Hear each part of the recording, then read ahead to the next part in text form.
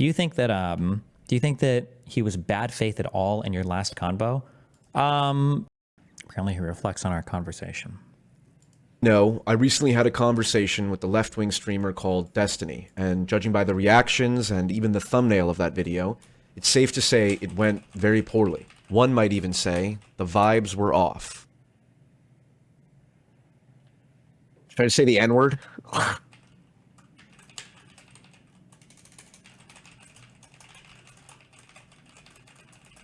So before I kill myself tonight, I figured I would explain sort of my thought process about, what my goals are on YouTube.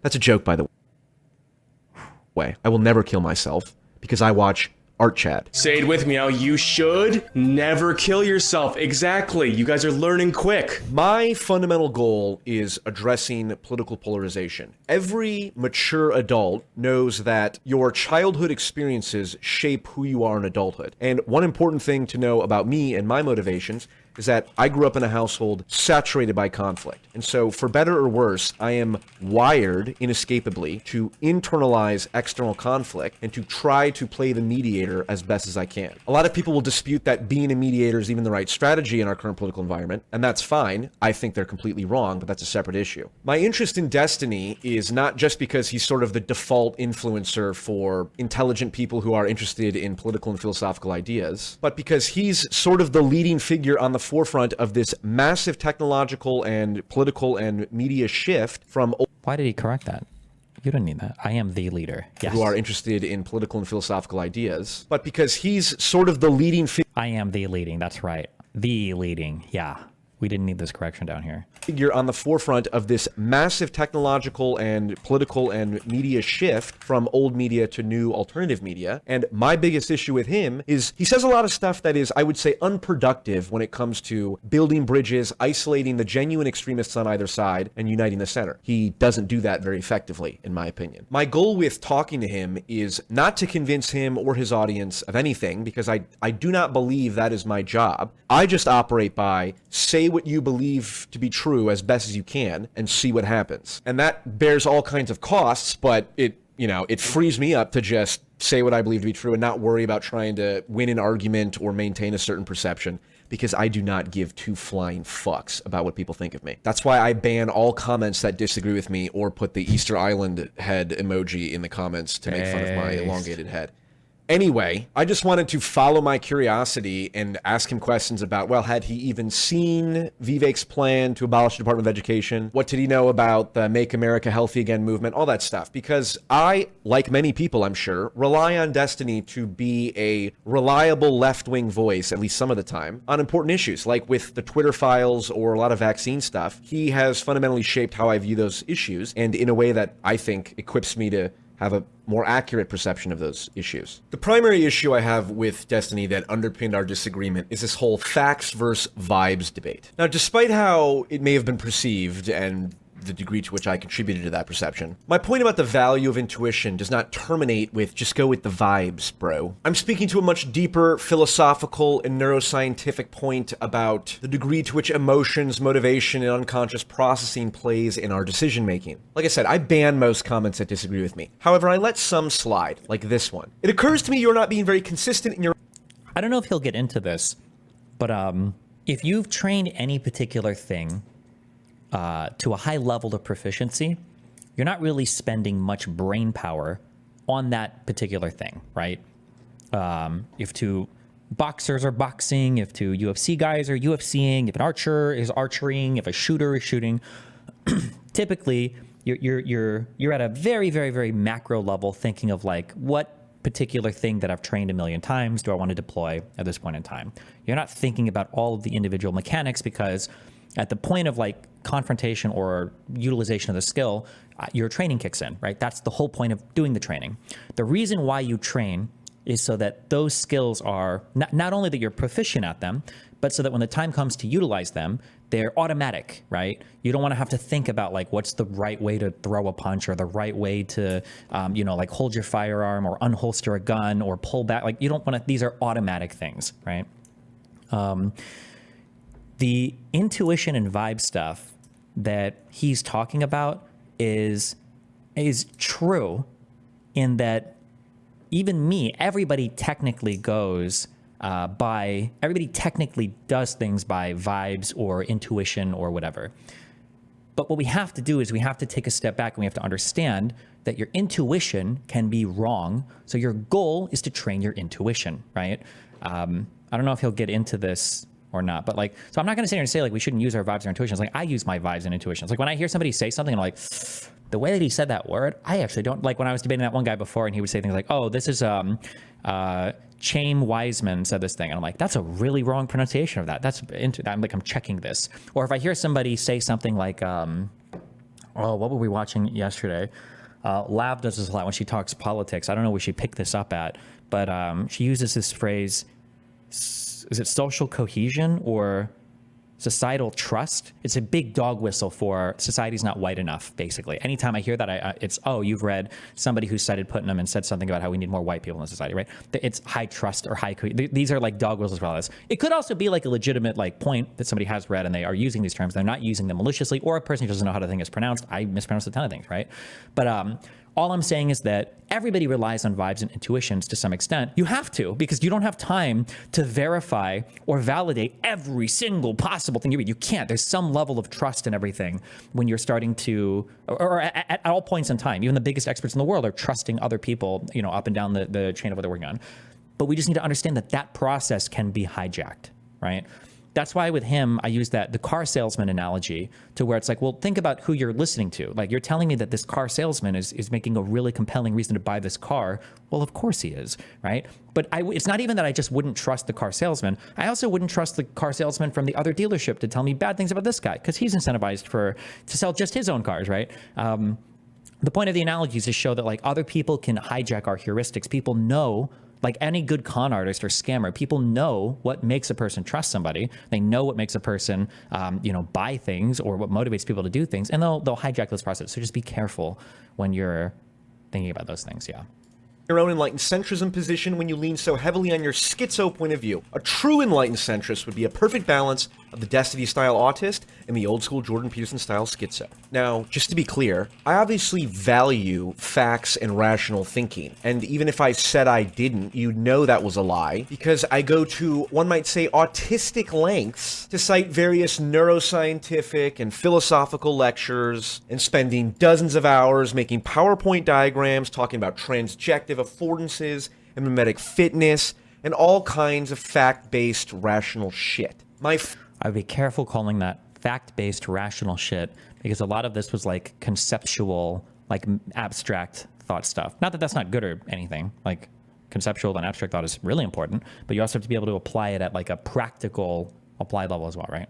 And mimetic fitness and all kinds of fact-based rational shit. My fundamental point is that I don't think factual analysis is a good persuasive tool. Aside from people outside the relatively skewed end of the personality distribution who are inherently interested in ideas, which is a small number of people, and is exactly the audience that would gravitate towards Destiny and people like him in the first place. Facts might not care about your feelings, but unless you are genuinely socially impaired, you will know that people rarely care about facts unless their feelings are accounted for first. But even that is a drastic What he's saying there is true. That is true.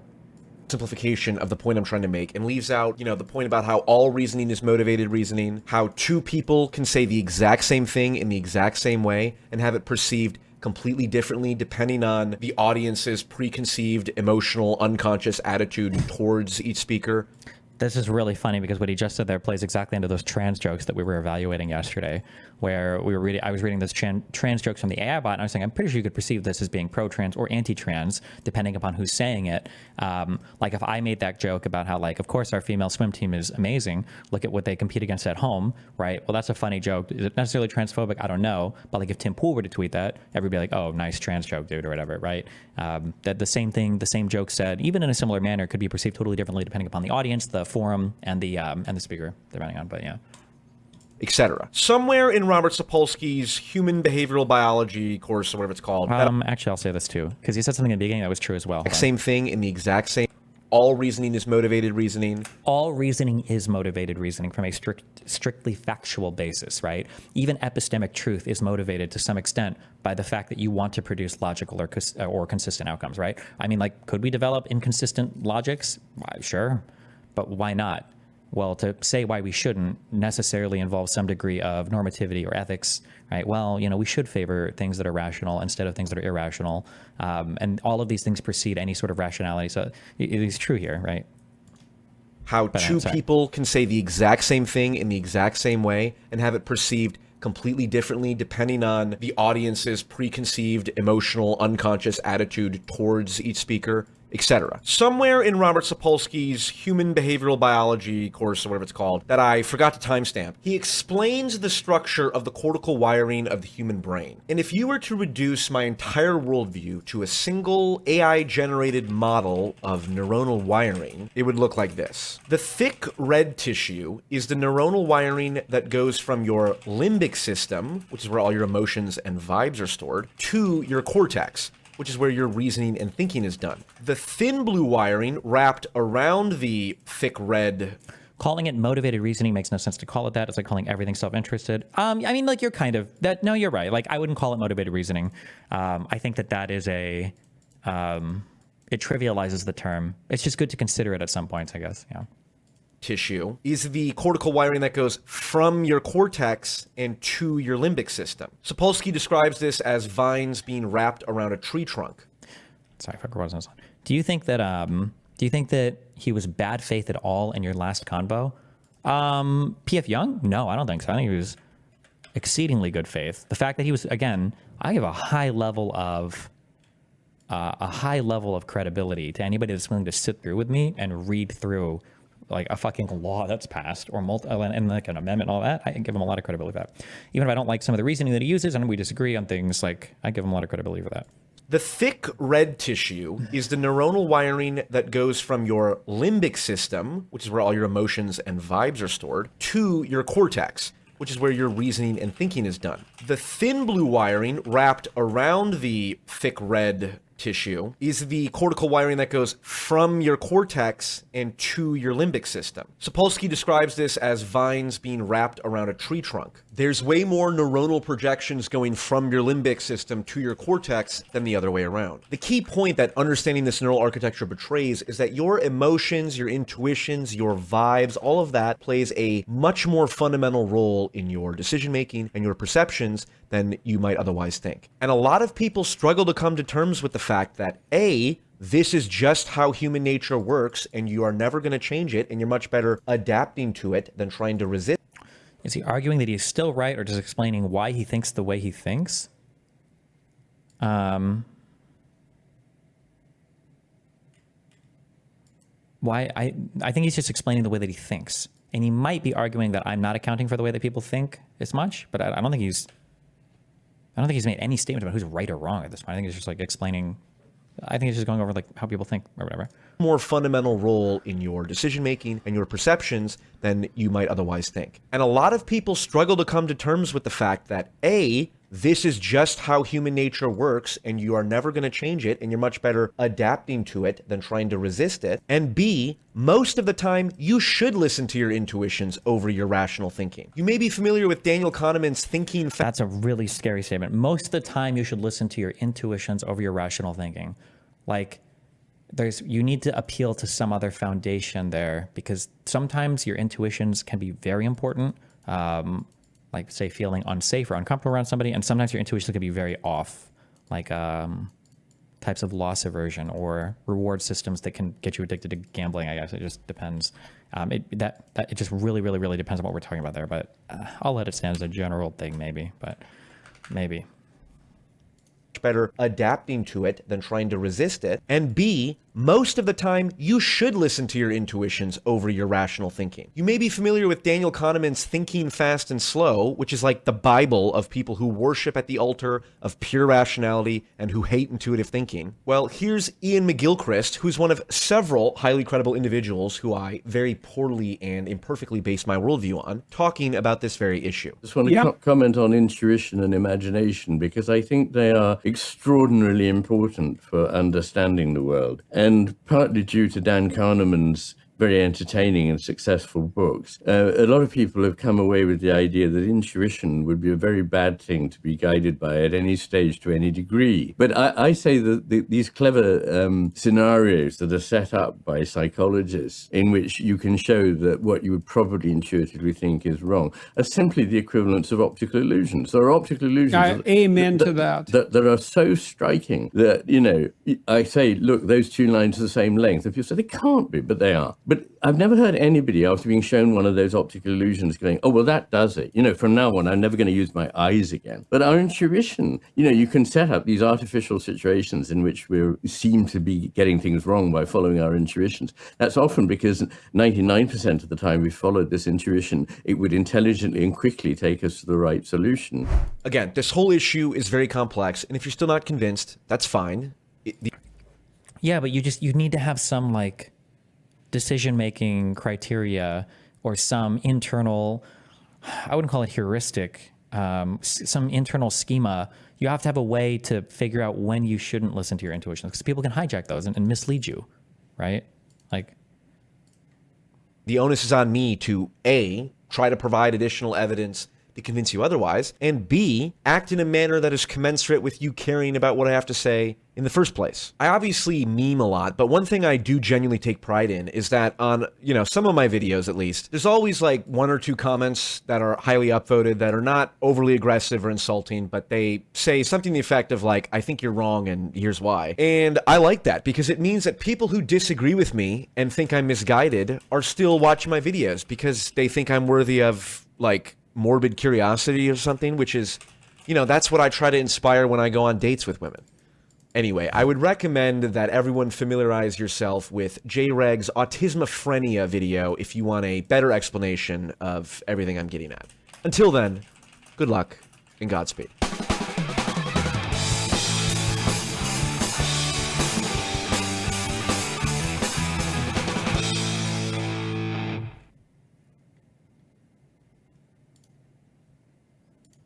okay.